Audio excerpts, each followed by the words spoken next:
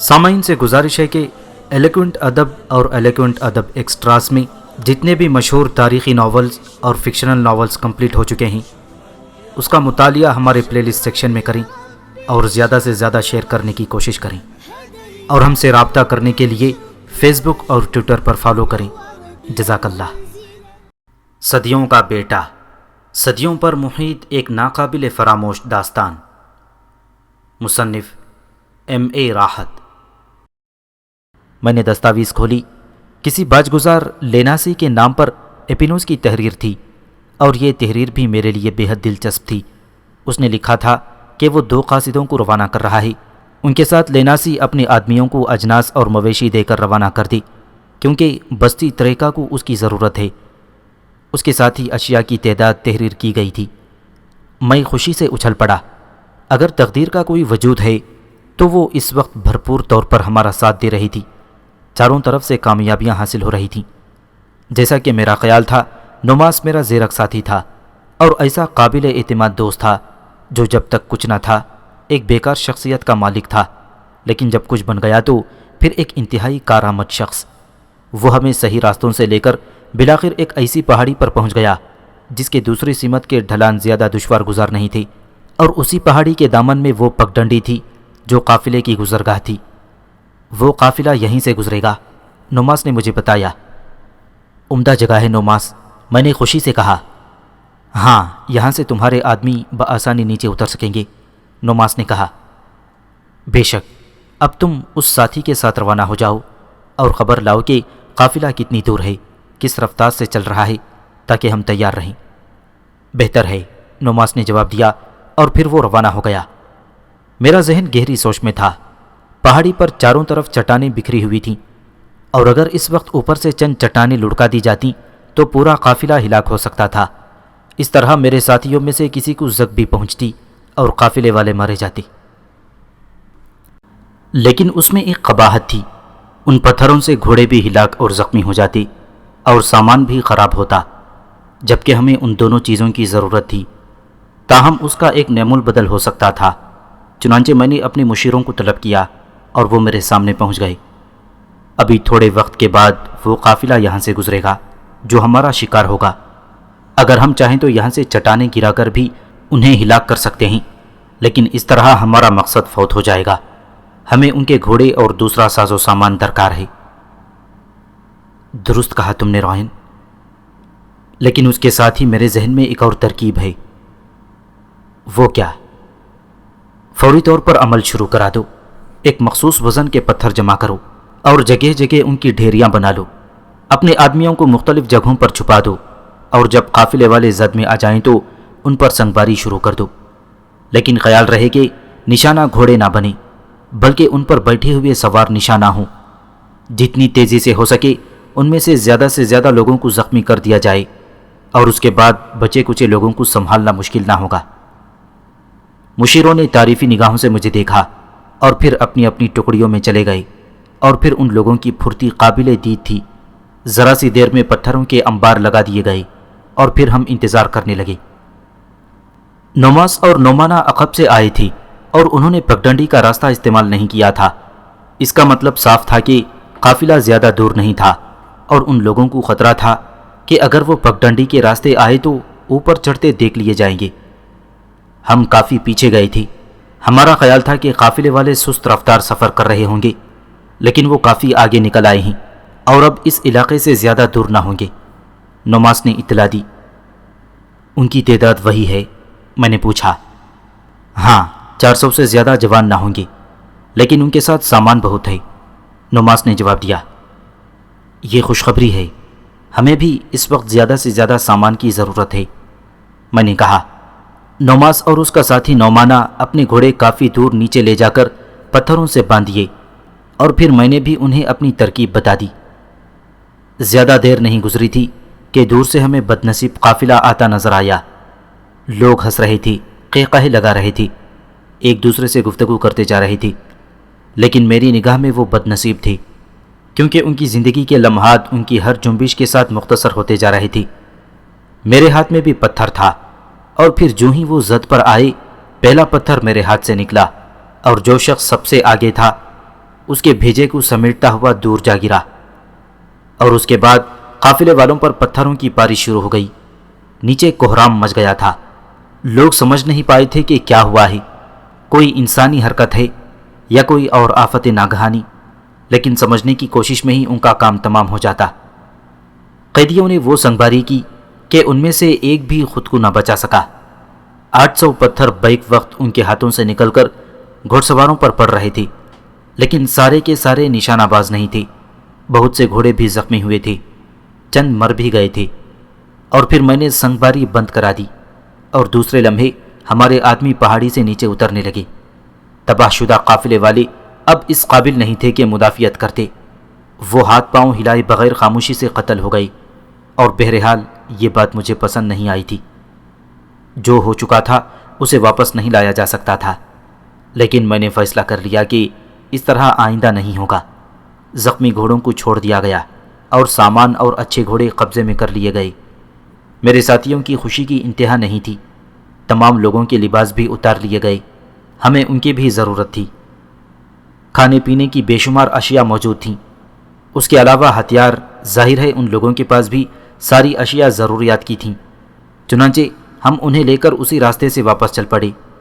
ہاں، خاص طور سے ہم نے اس بات کا خیال رکھا تھا کہ اپنے پیچھے ایسے نشانات نہ چھوڑ جائیں جن سے ہم تک پہنچا جا سکے، اور بالآخر ہم اپنی پناہ گاہ تک پہنچ گئے۔ ہمارے ساتھی خوشی سے اچھلنے لگے۔ طویل ترین عرصے کے بعد انہیں وہ چیزیں ملیں جن سے وہ عرصہ دراز سے محروم تھے۔ میں نے نہایت انصاف سے وہ تمام چیزیں قیدیوں میں تقسیم کر دیں، اور چاروں طرف خوشیاں بکھر گئیں۔ میں اپنے دوست نوماس کے ساتھ بیٹھا اس کے دلچسپ مشغلے دیکھ رہا تھا۔ خون آلود کپڑے دھو کر خشک ہونے کے لیے لٹکا دیے گئے تھے۔ تب میں نے نوماس کو مخاطب کیا، اب گھوڑوں کے لیے چراگاہ کا بندوبست بھی کرنا ہوگا۔ ہاں یقیناً، لیکن یہ کام مشکل نہیں ہے۔ کیوں؟ جس راستے سے ہم گئے تھے وہ بے حد سرسبز ہے، وہاں سے گھوڑوں کی خوراک حاصل کی جا سکتی ہے، نوماس نے جواب دیا۔ ٹھیک ہے، لیکن میں زیادہ سے زیادہ آسانیاں چاہتا ہوں۔ ہمیں ایک طویل مہم سر انجام دینا ہے۔ مثلاً؟ یہ تمہیں میں بعد میں بتاؤں گا۔ فی الحال لویا بستی کے لیے تیاریاں کرو۔ ہمیں وہاں سے اناج کے ذخائر کی ضرورت ہے، اس کے علاوہ جو کچھ ہاتھ لگے، میں نے کہا۔ کب کا ارادہ ہے؟ جس قدر جلد ممکن ہو سکے، تاکہ اگر ان لاشوں کے بارے میں تحقیقات شروع ہو تو ہمارے پاس پوشیدہ رہنے کے لیے طویل وقت ہو۔ اوہ ٹھیک ہے، اب تو ہمارے پاس گھوڑے ہیں اور ہم قافلے والوں کے لباسوں میں ہوں گے، اس لیے کوئی ہم پر شک بھی نہیں کر سکے گا، نوماس نے کہا۔ بالکل۔ تب میرے لیے کیا حکم ہے؟ تم ان لوگوں کو تیار کرو، میں نے کہا۔ تم جانتے ہو کہ تمہیں کیا کرنا ہے۔ اس سلسلے میں میرے مشیر تمہاری مدد کریں گے۔ چنانچہ تیاریاں ہونے لگیں۔ خوش و خرم لوگ میری قیادت کی اس پہلی کامیابی پر بے حد مسرور تھے۔ دوسری بات یہ کہ انہیں عمدہ خوراک، ہتھیار اور لباس مل گئے تھے۔ چنانچہ ہر شخص اس دوسری مہم کے لیے تیار تھا، لیکن میں نے صرف 200 افراد کا انتخاب کیا۔ ان تندرست و توانا لوگوں کو لے کر میں نکل پڑا۔ نوماس میرا رہبر تھا۔ اس نے دبے دبے لہجے میں کہا تھا کہ اس کام کو وہ تنہا بھی انجام دے سکتا ہے، لیکن میں نے اسے سمجھایا اور کہا کہ ابھی میں کسی مہم کو تنہا نہیں چھوڑ سکتا۔ ہم لوگ توانا گھوڑوں کو دوڑاتے ہوئے لویا میں داخل ہو گئے، اور نوماس کا کہنا بالکل درست تھا۔ لویا تو اناج کا گڑھ تھا، اتنی عظیم الشان ذخیرے تھے کہ بس۔ چنانچہ ہم نے بستی کو چاروں طرف سے گھیر لیا، اور پھر میں بستی کے قلب میں پہنچ گیا۔ لویا کے لوگوں، میں ایپینوس کی طرف سے آیا ہوں، اور ایپینوس کے حکم سے تمہارے اناج کے ذخائر اور دوسری ضرورت کی اشیاء لے جانا چاہتا ہوں۔ کیا تمہیں کوئی اعتراض ہے؟ بستی کے لوگ خوف سے گنگ ہو گئے۔ تب میں نے ان میں سے کچھ بولنے والوں کو طلب کیا، اور بستی کے بوڑھے میرے سامنے پہنچ گئے۔ میں نے ایپینوس کا حکم تم تک پہنچا دیا ہے، کیا جواب ہے تمہارا؟ میں نے پوچھا۔ روئے زمین پر بسنے والے کسی انسان کی مجال ہے کہ وہ شاہ ایپینوس کے حکم کے سامنے بول سکے، لیکن ہمیں بھی دوسری فصل تک زندہ رہنا ہے۔ کم از کم ہماری زندگی کے لیے تو کچھ چھوڑ دیا جائے، اتنا کہ ہم دوسری فصل اگا سکیں۔ ہاں، اس میں کوئی حرج نہیں ہے، میں نے جواب دیا۔ نوماس میری اس ترکیب سے بھی بہت خوش ہوا تھا۔ بستی کے معصوم لوگوں کی ہلاکت کسی کو پسند نہیں تھی اور سارے کام بغیر کسی دقت کے پورے ہو گئے۔ ہاں، بستی والے اداس ضرور تھے، لیکن یہ اداسی موت سے بہتر تھی۔ اناج کے ذخائر غاروں میں منتقل ہو گئے۔ اب مجھے تیسرا کام اور انجام دینا تھا اور اس کے بعد اپنی جدوجہد کا رخ بدلنا تھا۔ چنانچہ میں اور نوماس اپنے مشیروں کو ہدایت دے کر وہاں سے چل پڑے تھے۔ ہمارے پاس ایپینوس کا حکم نامہ موجود تھا، جسے ہم نے بستی کے باجگزار کو دکھایا اور باجگزار نے ہمیں خوش آمدید کہا۔ ایپینوس نے مجھے عزت بخشی، اس کے لیے میں شکر گزار ہوں۔ فوری طور پر بندوبست کرنے کے لیے کچھ وقت درکار ہے، لیکن ایپینوس کی ہدایت ہے کہ یہ کام جلد از جلد کیا جائے۔ میں نے کہا، میں نے اس کا حکم نامہ پڑھ لیا ہے اور میں اس پر جلد سے جلد عمل کرنے کا خواہش مند ہوں تاکہ وہ مجھ سے خوش رہے۔ اور پھر مقامی سردار نے زیادہ وقت نہ صرف کیا تھا۔ لاتعداد گھوڑے ساز و سامان سے لیس کر دیے گئے اور پھر صرف 10 آدمی ہماری تحویل میں دیے گئے۔ میں نے خود ہی اس کے لیے کہا تھا اور ہم سامان لے کر وہاں سے چل پڑے۔ پروفیسر، کوئی دقت نہیں ہوئی مجھے اور میں یہ عظیم الشان ذخیرہ لے کر چل پڑا۔ ان 10 آدمیوں کو بھی میں قتل نہیں کرنا چاہتا تھا، اس لیے دوران سفر جب وہ آرام کرنے کے لیے لیٹے تو ہم نے ان کی رگیں دبا کر انہیں بے ہوش کر دیا، اور یہ جگہ ہماری پناہ گاہ سے زیادہ دور نہیں تھی۔ چنانچہ ہمارے اشارے پر ہمارے شیر اپنے آدمیوں کو لے کر دوڑ پڑے اور تھوڑی دیر کے بعد یہ ذخیرہ بھی غاروں میں منتقل ہو گئے۔ اس کے بعد ان 10 آدمیوں کو گھوڑوں پر سوار کیا اور ہمارے آدمی انہیں لے کر چل پڑے۔ اس جگہ سے کافی دور انہیں ایک ایسی جگہ ڈال دیا گیا جہاں سے ان پر نگاہیں پڑیں اور لوگ ان کی مدد کریں۔ اس کے بعد ہمارے آدمی واپس آ گئے۔ اب ہمارے خوراک اور ضروریات زندگی کی ہر چیز وافر مقدار میں موجود تھی اور میرے ساتھی میرے جانثار بن گئے تھے اور وہ مجھ سے والہانہ محبت کرنے لگے تھے۔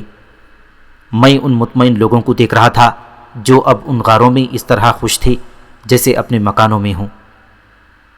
ارمناس کے موسیقار، میں آج تک تیری اس شرست کو سمجھ نہیں سکا تھا۔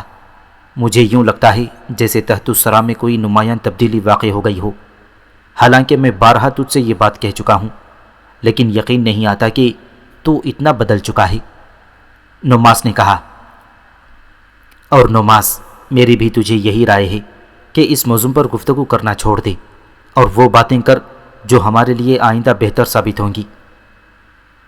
ہاں، یہ بہتر ہے۔ مجھے تیری بدلی ہوئی شخصیت کو قبول کر ہی لینا چاہیے اور یہ سوچ لینا چاہیے کہ ارمناس کی وادیوں میں بربط بجانے والا نغمہ نواز اپنی ساری زندگی کا خراج ادا کر رہا ہے اور تحت الثری کے ماحول میں ایک نئی تبدیلی لانے کا خواہش مند ہے۔ ٹھیک ہے، تیری سوچ ہے، جو بھی چاہے سوچ۔ بہر صورت میرے ذہن میں ایک اور بات ہے جس کا تذکرہ میں تجھ سے کرنا چاہتا ہوں۔ میں نے کہا، ضرور، اور یہ تو میری خوش نصیبی ہے کہ تم مجھے اس قابل سمجھتا ہے۔ نوماس، ہم جو 3 مہمات سر انجام دے چکے ہیں، کیا تیرے خیال میں وہ ساری باتیں ایپینوس سے پوشیدہ رہی ہوں گی؟ نہیں، وہ اتنا بے خبر بادشاہ نہیں ہے۔ تب پھر یہ لازمی امر ہے کہ ایپینوس اپنی ساری قوتیں اس بات پر صرف کر دے گا کہ ہمارے بارے میں معلوم کرے۔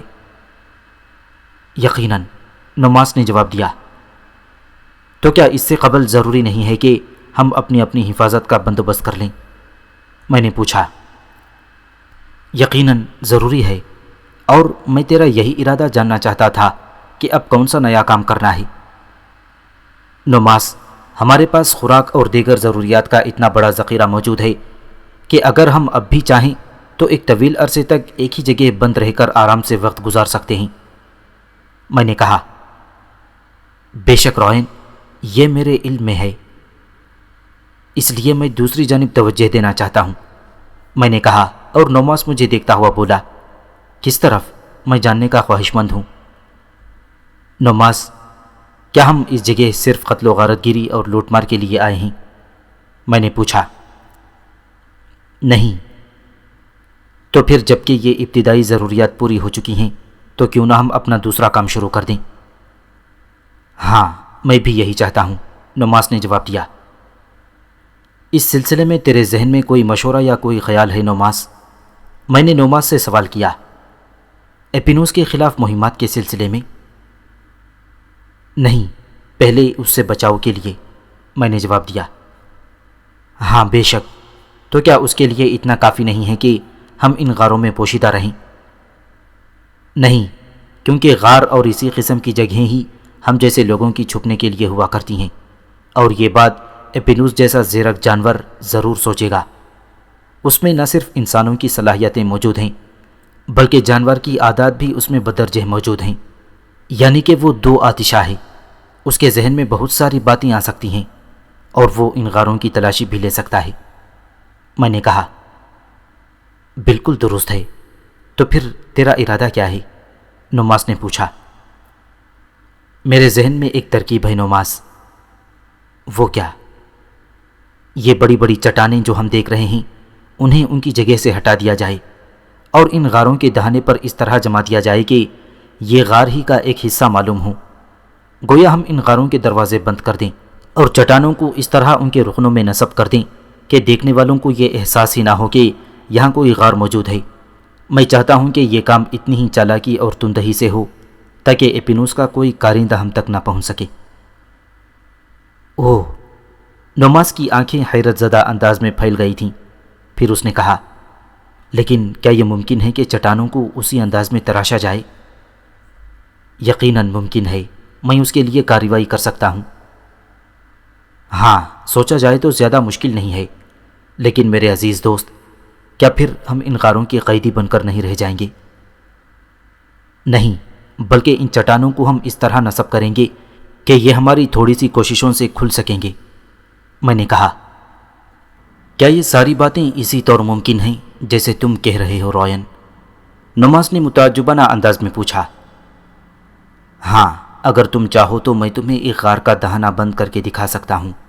میں نے کہا، یقیناً تم ایسا کرو، اور اس کے بعد یہ میری ذمہ داری ہے کہ میں تمہارے اصول کے مطابق تمام غاروں کو اسی انداز میں بند کرا دوں۔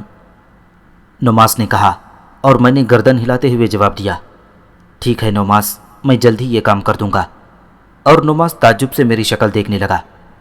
اس کے خیال میں یہ امر بے حد مشکل تھا کہ ان عظیم الشان غاروں کو چٹانوں کے ذریعے بند کیا جا سکے، کیونکہ اتنی عظیم الشان چٹانیں اکھاڑ کر لانا ہی ناممکن تھا۔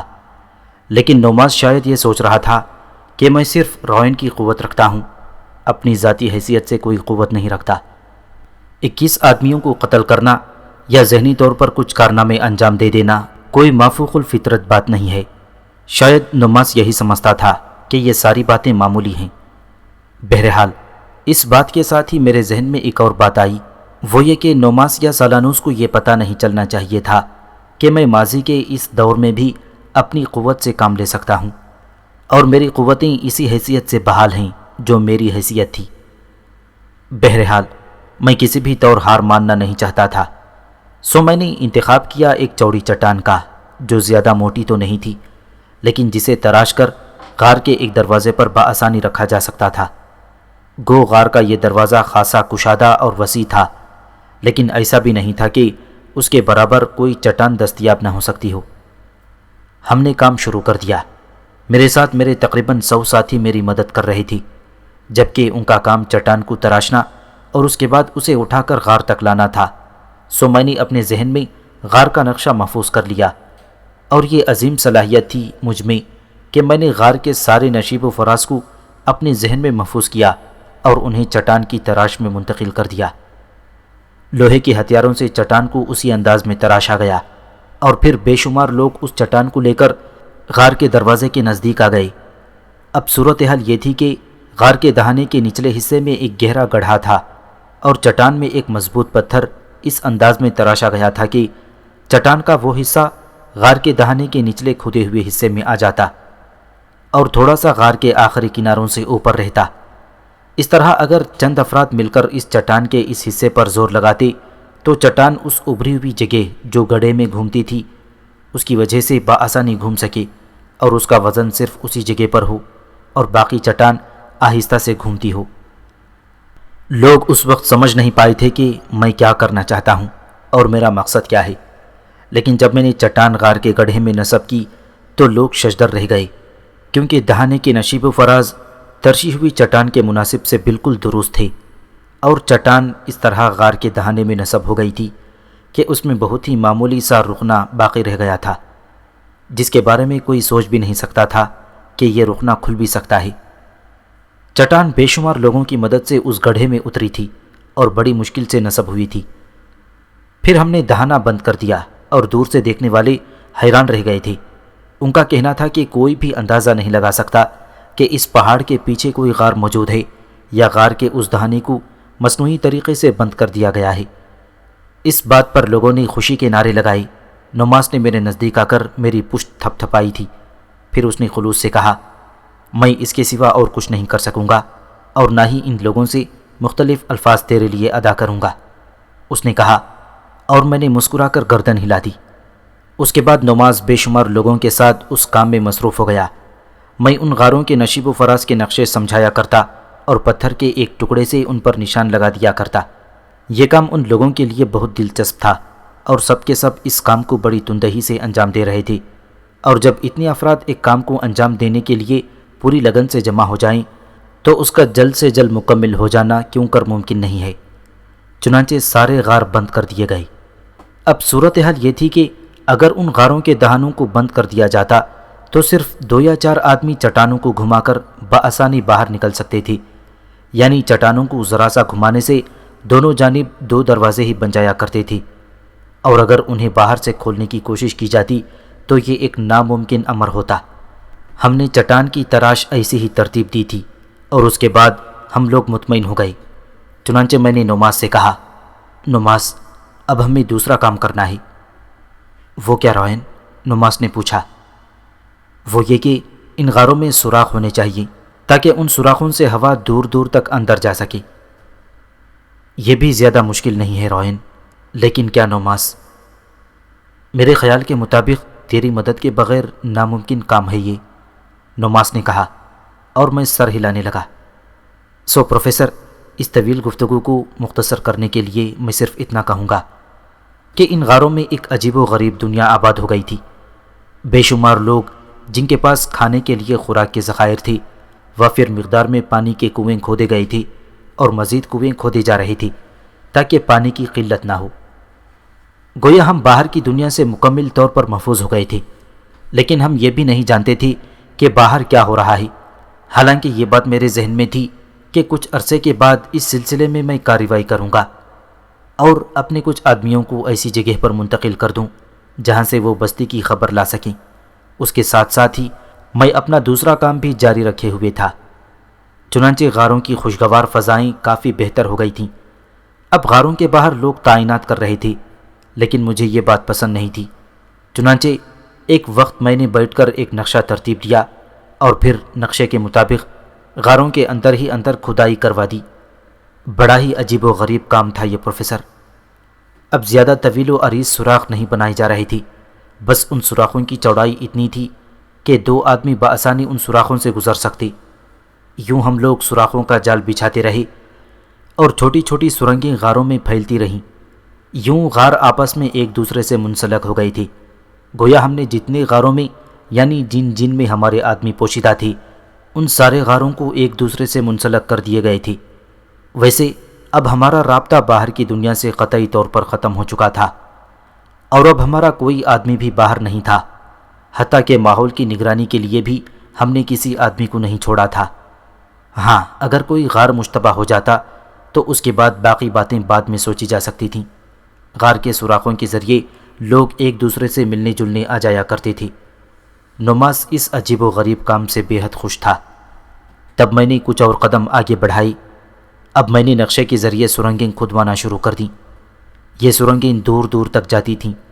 اس سلسلے میں میرے ذہن میں یہ بات تھی کہ اب ان سرنگوں کے ذریعے سے دور دور تک رسائی حاصل کر لیں، اور اگر کبھی ہمیں شہنشاہ ایپینوس کی نوجوانوں پر حملہ آور ہونا پڑے تو ہم ہر اس جگہ پر پہنچ سکیں جہاں تک پہنچنا بظاہر ناممکن ہو۔ کتنا مشکل کام تھا یہ پروفیسر، اس بارے میں تم خود سوچ سکتے ہو۔ طویل و عریض سرنگوں کو کھودنا اور ان کی لمبائی کو ایک سمت لے جانا، حتیٰ کہ اس سمت کا کوئی تعین نہ ہو۔ کوئی کام آسان تھا، لیکن طویل عمروں والے یہ کام بآسانی کر سکتے تھے۔ ان کے چہروں پر تھکن کے آثار نہیں تھے۔ وہ جانتے تھے کہ جو کچھ وہ کر رہے ہیں ان کے لیے بہتر ہے، اور اس کام میں وہ بہت خوش تھے۔ ہاں، یہ دوسری بات تھی کہ میں ان کے دوسرے مسائل کا بھی تجزیہ کرتا رہتا تھا، یعنی خوراک کے ذخیروں کی دیکھ بھال اور اسی قسم کے دوسرے کام۔ چنانچہ اس دوران ہم نے چند لوگوں کو لے کر چند اور قافلے لوٹے تھے، لیکن اب میں نے لوٹنے کے طریقوں کی نوعیت بدل دی، یعنی ہم قافلے والوں کو ہلاک کرنے کے بجائے انہیں اذیت دے کر اور پریشان کر کے بھگا دیتے۔ اس سلسلے میں ایک دو بار نوماس نے مجھ سے بات کی تھی۔ رائن، آج کل تم ان مسئلوں میں کافی رحم دل ہو رہے ہو، اس نے ہنستے ہوئے سوال کیا تھا۔ نہیں نوماس، رحم دلی کی بات نہیں ہے، لیکن اب ہم اپنا برا وقت ٹال چکے ہیں، اس وجہ سے کیا ضروری ہے کہ ہم ان لوگوں کو لوٹیں بھی اور قتل بھی کریں؟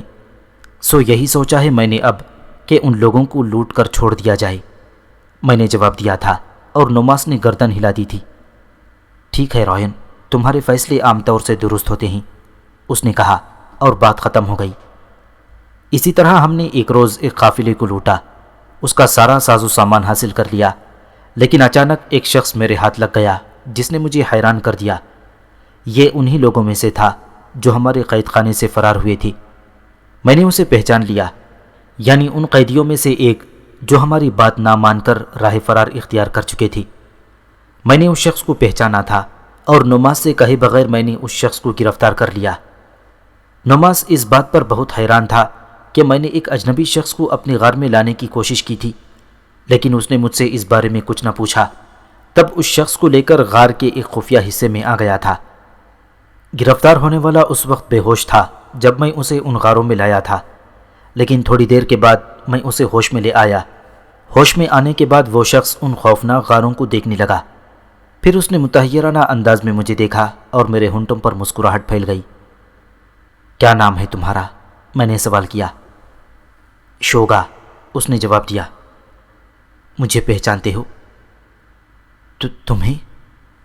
ہاں۔ نہیں، اس نے گردن ہلاتے ہوئے کہا۔ کیا تم اس قید خانے میں نہیں تھی جہاں پتھر اور چٹانیں توڑی جا رہی تھیں اور جہاں سے قیدیوں نے بھرپور فرار کی کوششیں کی تھیں، جن میں تم بھی شامل تھے؟ میں نے کہا، اور وہ شخص مجھے حیرت سے دیکھنے لگا۔ اوہ، اب میں تمہیں پہچان گیا ہوں۔ ہاں، تم وہی ہونا، ارمناس کی وادی کے برف نواز رائن؟ ہاں، میں وہی ہوں، لیکن تم یہاں کہاں؟ میں اس قافلے کے ساتھ تھا جسے لوٹا گیا ہے، شوگا نے جواب دیا۔ تمہیں یاد ہے نا، میں نے تم لوگوں کو ایک پیشکش کی تھی، لیکن تم میری پیشکش پر غور کیے بغیر بزدلی سے فرار ہو گئے تھے۔ میرے عزیز دوست، میرے عزیز ساتھی، تم نے واقعی ہم لوگوں کو جو پیشکش کی تھی، ہم تا زندگی اس پر پچھتاتے رہیں گے۔ کیوں؟ میں نے سوال کیا۔ تم سے جدا ہونے کے بعد ہم لوگوں پر مصیبتوں کے پہاڑ ٹوٹ پڑے تھے۔ تم یقین کرو، جتنے بھی لوگ فرار ہوئے تھے ان میں سے شاید چند ہی ہوں گے جو اپنی جانیں بچانے میں کامیاب ہوئے، اور شاید میں بھی انہی میں سے ایک ہوں۔ انہیں دوبارہ گرفتار کر لیا گیا یا پھر انہیں تلاش کر لیا گیا۔ ہاں، وہ لوگ جو تمہارے ساتھ تھے وہ بچ گئے، وہ آج تک شاہی دستوں کے ہاتھ نہیں لگ سکے، اور قید خانے کے محافظ اور ایپینوس کے آدمی آج تک ان مفرور قیدیوں کو تلاش کر رہے ہیں۔ شوگا نے جواب دیا اور گہری گہری سانسیں لینے لگا۔ میں نے شوگا کی گفتگو دلچسپی سے سنی۔ بلا شبہ اس کی کہانی میرے لیے کافی دلچسپ تھی، اور اب میں اس سے دوسری باتیں معلوم کرنا چاہتا تھا۔ تم اس قافلے میں کس طرح شامل ہوئے شوگا؟ میں نے پوچھا۔ میری کہانی زیادہ طویل نہیں ہے، اگر تم کہو تو سناؤں؟ ہاں، میں تم سے بہت کچھ معلومات حاصل کرنا چاہتا ہوں۔ میں تیار ہوں۔ پہلے یہ بتاؤ، تمہارے اہل خاندان تم سے ملے؟ میرا کوئی نہیں ہے، پہلے بھی نہیں تھا۔ پھر تم وہاں سے گئے کہاں تھے؟ میں نے پوچھا۔ میں آوارہ پھرتا رہا۔ ہمارے فرار کے بعد ایپینوس نے اپنے علم سے معلوم کر لیا کہ قید خانے سے قیدی فرار ہو چکے ہیں، چنانچہ اس کے آدمی چاروں طرف پھیل گئے، اور ہم میں سے بے شمار آدمی پکڑے گئے۔ جو ہاتھ نہیں آئے ان کے عوض ان کے اہل خاندان کو ہلاک کر دیا گیا۔ میں جس جگہ پوشیدہ تھا وہاں کے بھی کئی آدمی پکڑے گئے تھے۔ میں اتفاق سے ہی بچ گیا تھا، کیونکہ کسی کو نہیں معلوم تھا کہ میں بھی وہاں موجود ہوں۔ پھر؟ میں نے سوال کیا۔ میں وہاں سے بھی بھاگ گیا۔ اس کے بعد 4 بار ایپینوس کے سپاہی میری تلاش میں چھاپے مار چکے تھے، لیکن میں چالاکی سے نکل گیا اور اب بھی چھپا چھپا پھر رہا ہوں۔ اس قافلے کے ساتھ چل پڑا۔ مقصد کچھ نہیں تھا، بس سارے قافلے کا اعتماد حاصل کر لیا تھا۔ گویا تمہیں سکون نہیں ہے۔ تمہارے علاوہ یہی کہہ سکتا ہوں، تم تو پرسکون نظر آ رہے ہو۔ نہ صرف پرسکون بلکہ مکمل طور پر مطمئن ہوں، اور وہ سب بھی جو میرے ساتھ آئے تھے۔ میں نے کہا، وہ سب بھی؟ وہ حیرت سے بولا، ہاں، تم ان سے مل چکے ہو۔ یعنی وہ جنہوں نے اس قافلے کو لوٹا تھا؟ ہاں، ہم ایپینوس کے خلاف محاذ بنا چکے ہیں۔ اوہ، تو تم…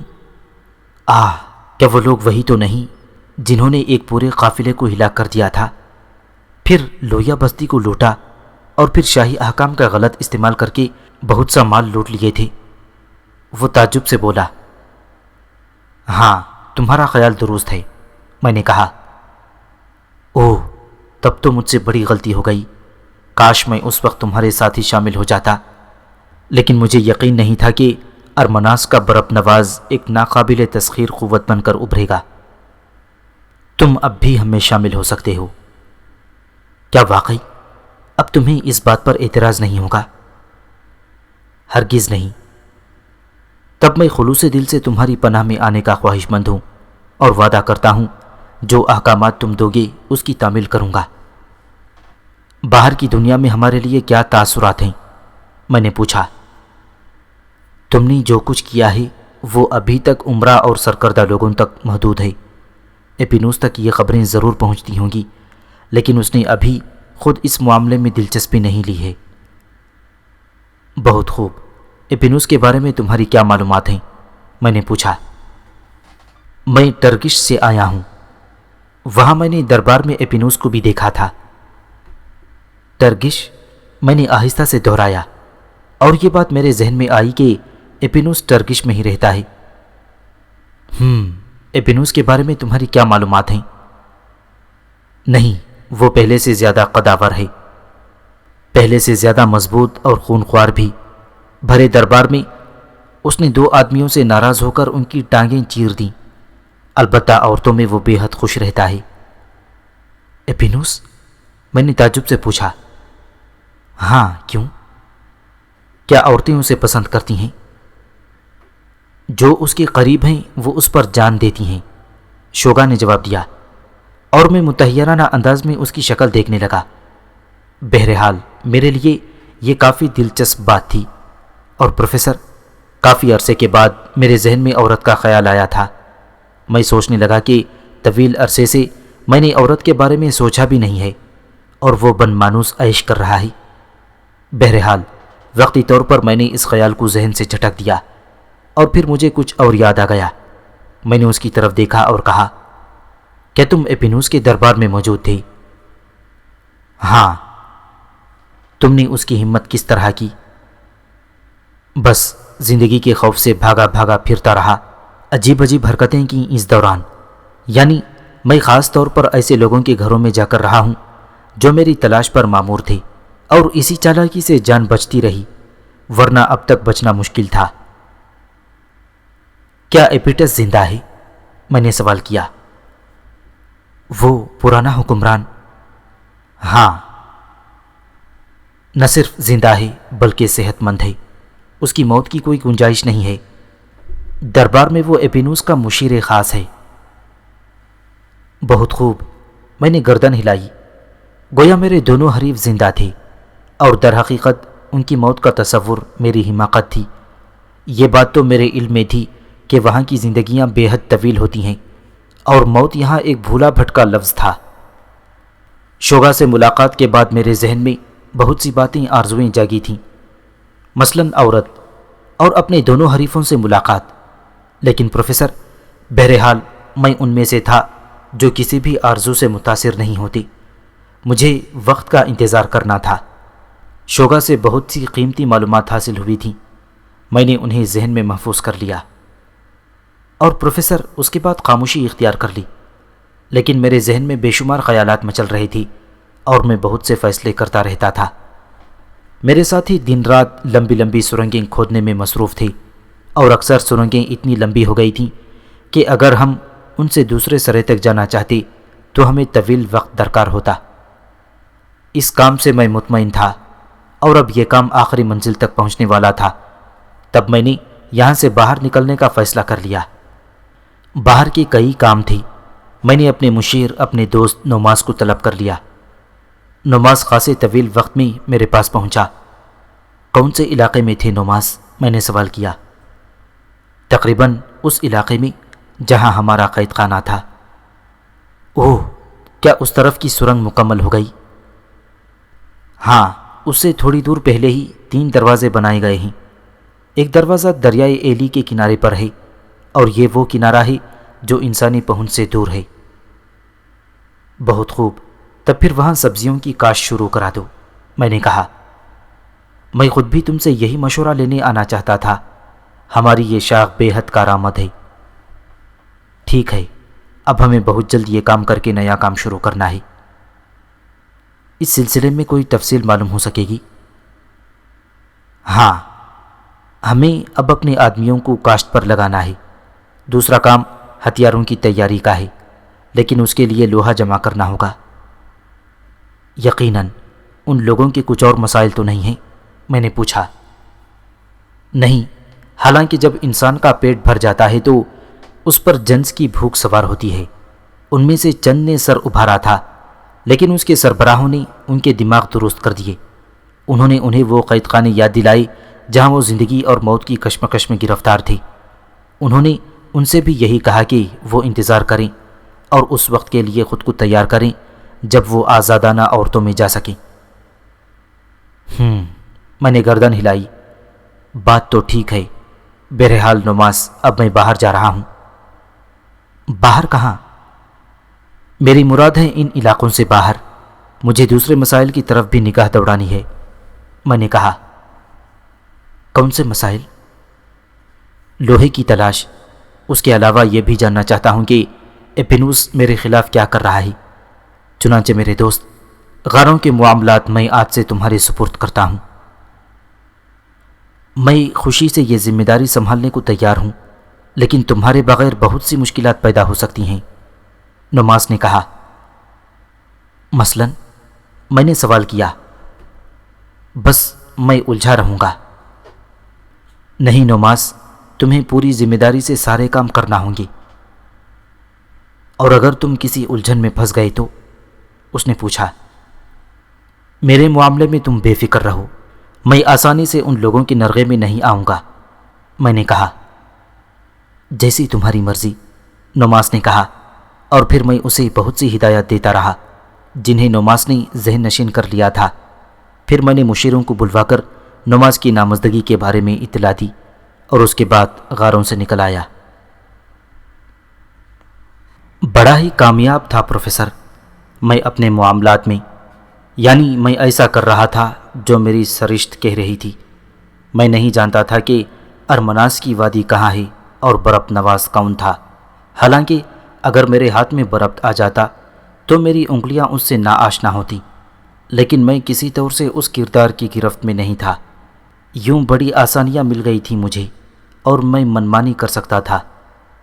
طویل فاصلہ میں نے گھوڑے کی پشت پر طے کیا، اور پھر ایک درے سے گزرتا ہوا مجھے ایک خیالی گھوڑا نظر آیا جس کی پشت پر زین کسی ہوئی تھی، اور وہ ایک انسانی بدن کے پاس کھڑا ہوا تھا۔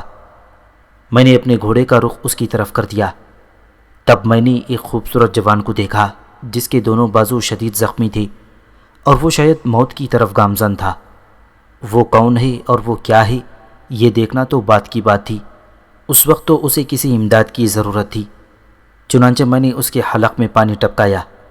اس کا بدن بخار سے تپ رہا تھا۔ میں نے اس کے بازوؤں کے زخم دیکھے، یوں لگتا تھا جیسے کسی نے چبایا ہو۔ اور تو کوئی چیز میرے پاس نہیں تھی، البتہ میں نے سبز گھاس توڑ کر اس کے بازوؤں پر رکھی، اور پھر بازو مضبوطی سے کپڑے تک کس دیے۔ اس کے بعد میں نے اسے اٹھا کر اپنے گھوڑے پر لادا، اور اس کے گھوڑے کی لگامیں اپنے گھوڑے سے باندھ لیں، اور پھر میں اسے لے کر بستی کی طرف چل پڑا۔ راستے میں اسے 2-3 بار ہوش آیا تھا۔ اس نے پانی مانگا، لیکن پانی پی کر وہ پھر بے ہوش ہو جاتا۔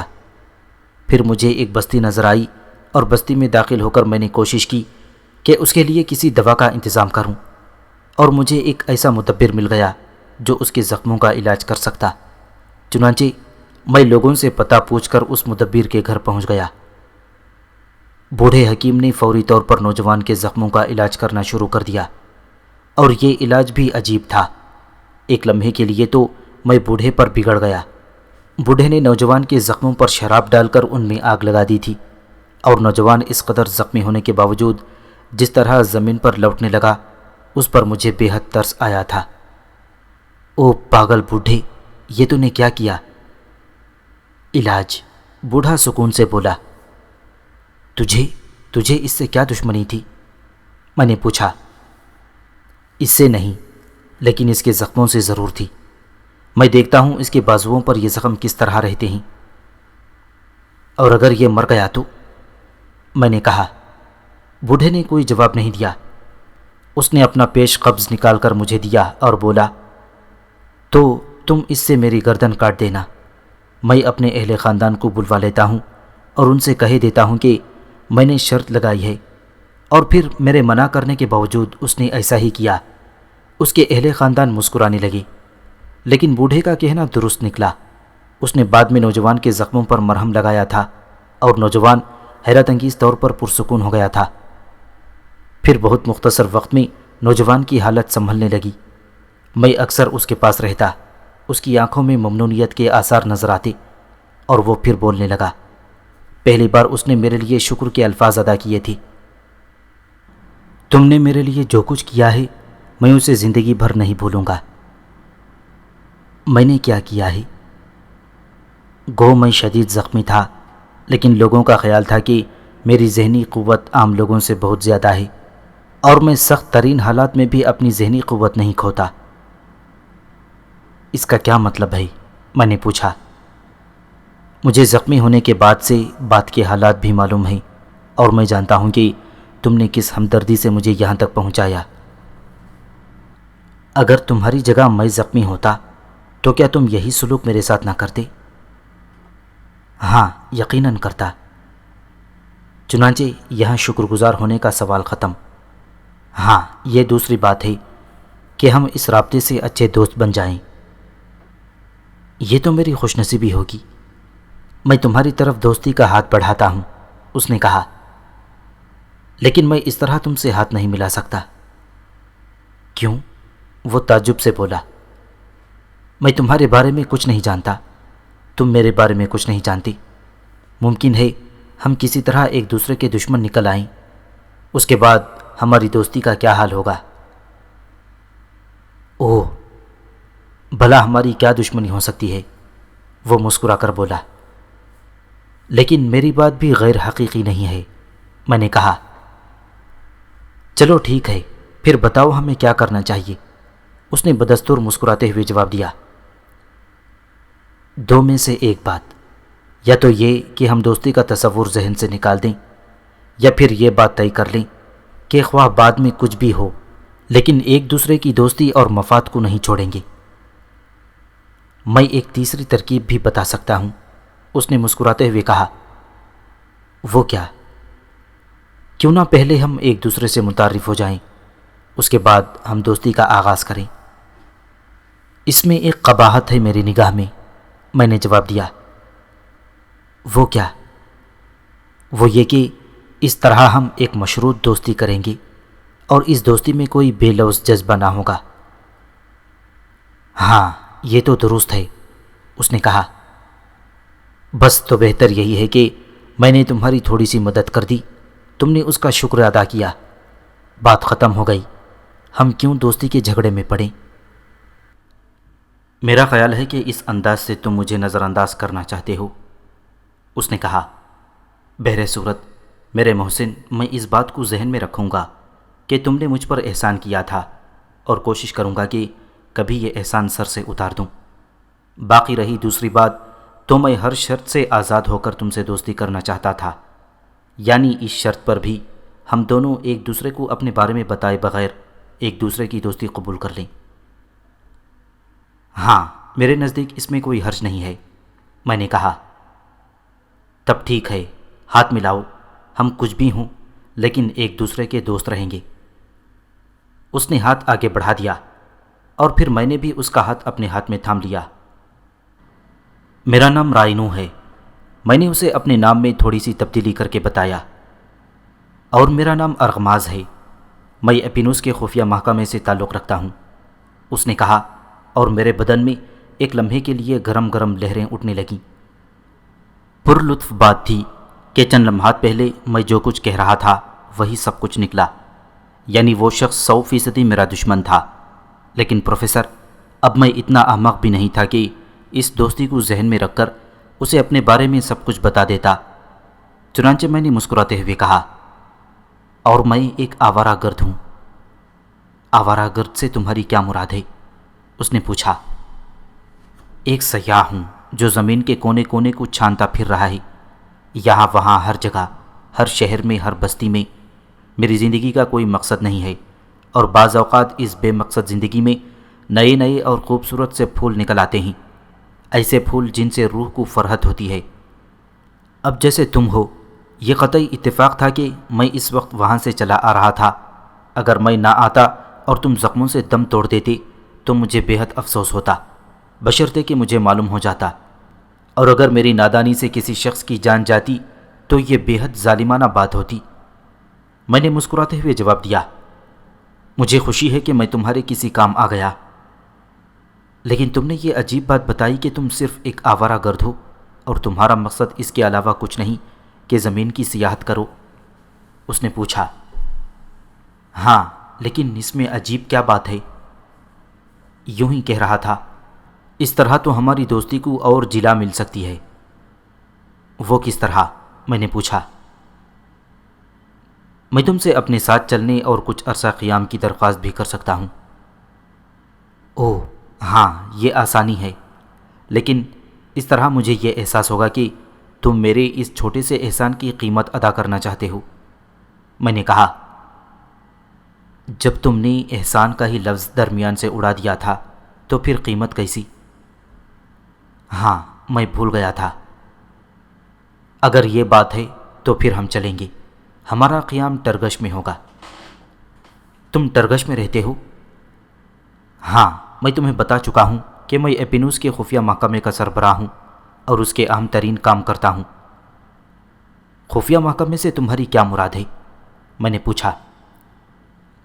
ایپینوس کے دشمنوں پر نگاہ رکھنے کے لیے ایک محکمہ بنایا گیا ہے۔ ہم لوگ بعض اوقات ان دشمنوں کو گرفتار کر کے ایپینوس کے سامنے پیش کرتے ہیں، اور بعض اوقات کچھ ایسے دشمن بھی ہوتے ہیں جنہیں کوئی باقاعدہ سزا نہیں دی جاتی بلکہ خاموشی سے ختم کر دیا جاتا ہے۔ بہت خوب، اور تم اس کے سربراہ ہو؟ میں نے پوچھا۔ ہاں، اس نے مسکراتے ہوئے جواب دیا۔ تب تم بے حد خطرناک آدمی قرار پائے، لیکن صرف دشمنوں کے لیے، دوستوں کے لیے نہیں، اس نے جواب دیا، اور میں خاموش ہو گیا۔ پھر اس نے ایک گہری سانس لے کر کہا، تو کیا میں تیاریاں کروں؟ کیا تم سفر کے قابل ہو؟